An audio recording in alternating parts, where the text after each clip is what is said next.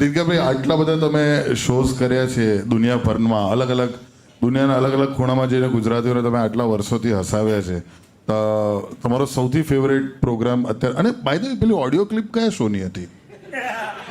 કઈ પેલી જે વાયરલ સૌથી પ્રખ્યાત જે છે તે. California LA. અચ્છા, એલએની ક્લિપ અને કયા મેં રેકોર્ડ બી નથી કરી.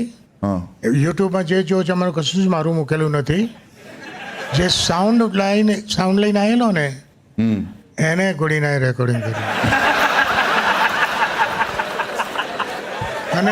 અને એણે 6 મહિના પછી ટુકડા મૂકવા માંડ્યા.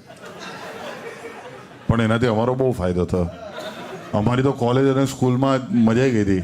અરે મારી તો અમેરિકામાં ફી વધારી દીધી મેં. Good juice, yellow juice.